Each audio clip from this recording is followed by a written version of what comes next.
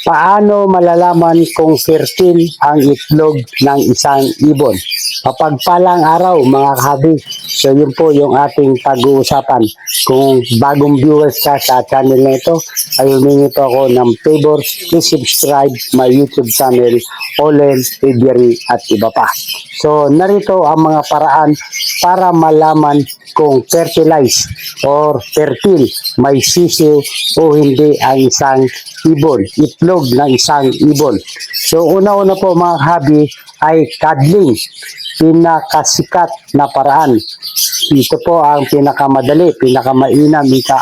Ito ang pag-ilaw sa itlog gamit ang flashlight sa madilim na lugar. So yung ginagawa po natin ngayon mga kahabi, kung nakikita niyo ay ating pong pinadling kung ito po ay may laman. So yun po ang tamang pamamaraan. Kapag fertile po, may makikita kang ugat-ugat, parang veins, may madilim na spot, embryo. So habang tumatagal, lalong magiging dark ang loob. So 8 po ang itlog. So 2 lang po yung fertile. Yung 6 po ay dilaw, walang kalaman-laman. So tinanggal ko na po para hindi na siya mahirapan maglimlim. Dahil napakarami niyang initlog, 8 pirasong itlog itong sa kakatil to mga kahabi. Yun, inaalis ko naman, ihiwalay ko na yung anak nila dahil malapit na rin mapisa yung itlog para hindi niya maaway. So ito po yung progenies ng kakatil natin. So yan po, complete feathers na po yan, 3 months na. At ayan kompleto na yung mga feathers at tumutuka na rin. So yun po mga kahabi ang ating kapamaraanan. I-cuddling natin. Ito yung pinakasikat na pamaraan. So ililipat natin ito dito sa fly cage. So pagsasamahin natin yung dalawa nating kakatil na progenies. So same age lang sila, 3 months. So dito na sila ipamamature. Dito rin yung isa, kung papagsama natin dito, medyo maliit itong cages. So ililipat din natin ito dito sa kabila para medyo malaki-laki yung kanilang pagliliparan. So yun po yung ating sharing sa ating nahirapan akong huliin itong kakatil. Medyo malakas siya rin. Ito mga magpo-4 months na to mga kahabi. Nauna to ng 1 month ito sa nag-matured. So meron na rin tong ring band sa Olen Aviary at iba pa.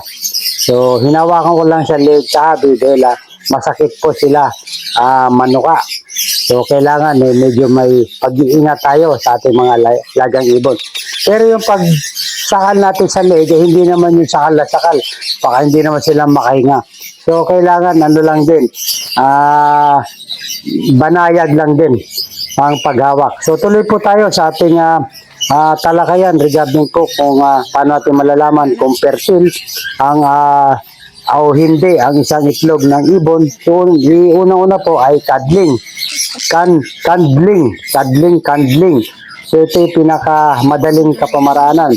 So kapag fertile, may makikita kang ugat-ugat, parang veins. So ito yung GCC natin, mayroon siyang 5 itlog. So ikakadling natin, cuddling, para sure tayo kung ilan yung ma-fertile at yung ilang piraso yung walang laman, para sigurado tayo at safe sa kanila sa paglilimlim. So pamaraan, ilawan ang itlog sa isang madilim na kwarto, tingnan ang loob. So kapag fertile to mga kahabi, ito yung makikita natin sa itlog. May nakikita tayong ugat-ugat. So yun, sign po yan na fertile ang isang itlog. So yung gamit ko lamang po rito yung ilaw ng cellphone. So maliwanag naman. So parang veins. So pag may ugat-ugat ay goods na po yan. May madilim na spot. So pag may nakikita tayong madilim na spot, embryo yan. So pwede yan ma-fertile.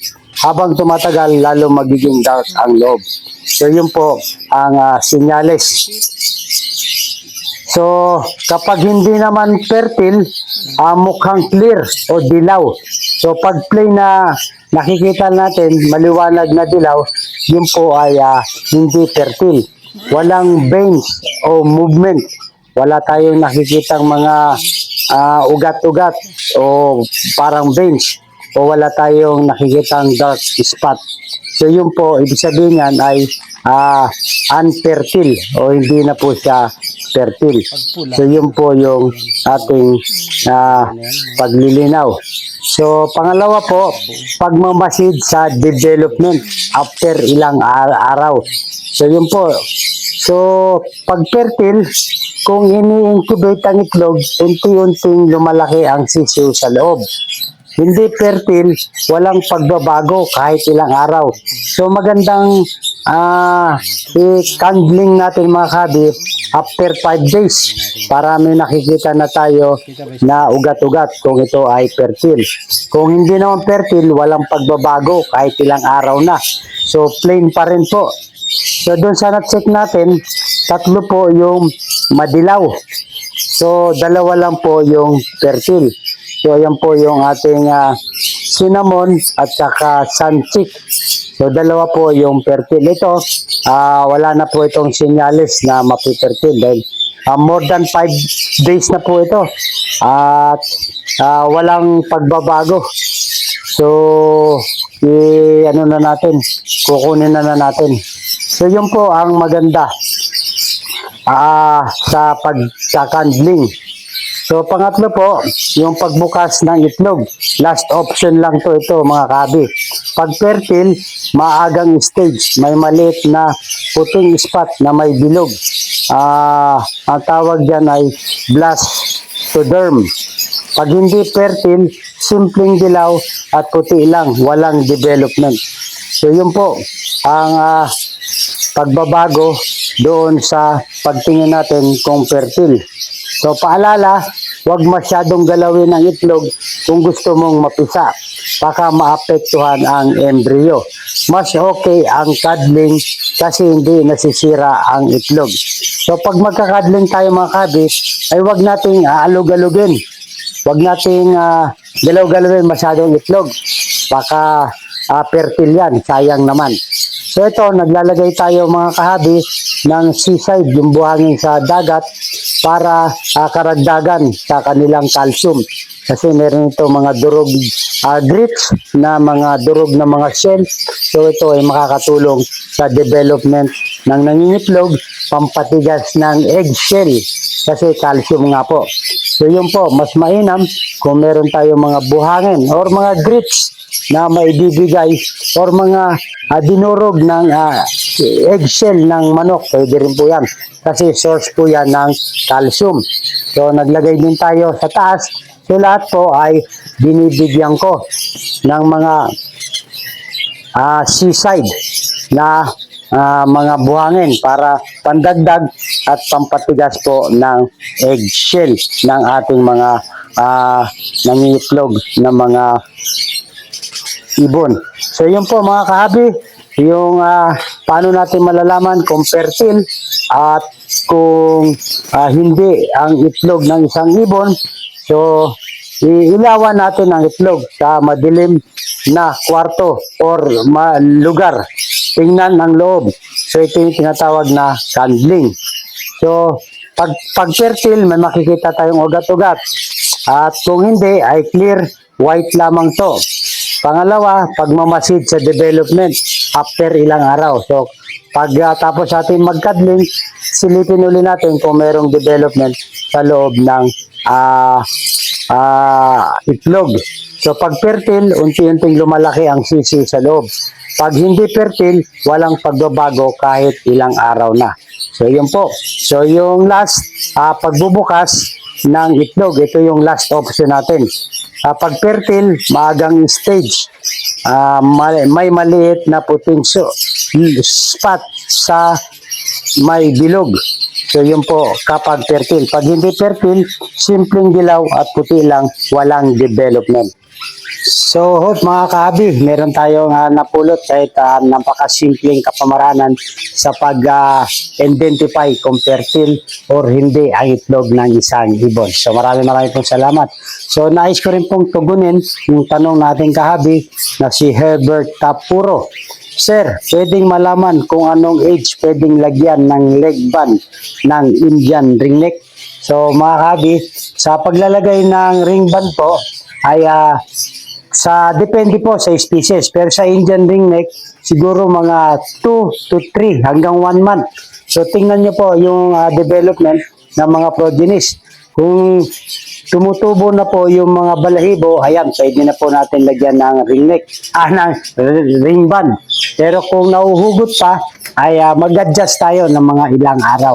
So yung paglalagay ko ngayon ay natapos na kasi yung paglalagay ko sa Indian ringneck. So wala na tayong video regarding doon sa paglalagay ko. Pero mostly ay 2 to 3 weeks. Yan po yung paglalagay ng ring band. So ako ay nilalagay ko ngayon ay itong kakatil natin. So, nire-record ko muna yung ring number. Tapos, itong kakatil natin ay 2 weeks na to, more than 2 weeks. So, pag may mga ganyan na balahibo mga kahabi, ay pwede nyo nang lagyan ng ring band, leg band. Ngayon, kung mahuhugot pa, so mag-adjust na lang tayo ng ilang araw pa. Kung hindi naman yun, goods na yan. So, yun po. So, kailangan i-monitor lang natin mga kahabi. So, yun kahabi, Herbert Tapuro. So, hope meron tayong idea kung ilang age ang pwedeng lagyan ng ring band, ang Indian ringneck. So, ito po yung ating kakatil. So hanggang dito lang po muna ang ating talakayan regarding po sa buhay mag-ibon. At kung nagustuhan niyo ito mga kahabi, ay humingi po ako ng favor, please subscribe my YouTube channel, Olen Egery at iba pa. Maganda ang buhay pag meron tayong kaalaman sa pag-fertile o hindi ang itlog ng isang ibon. Thank you for watching! Pagpapakain, paglilinis sa ating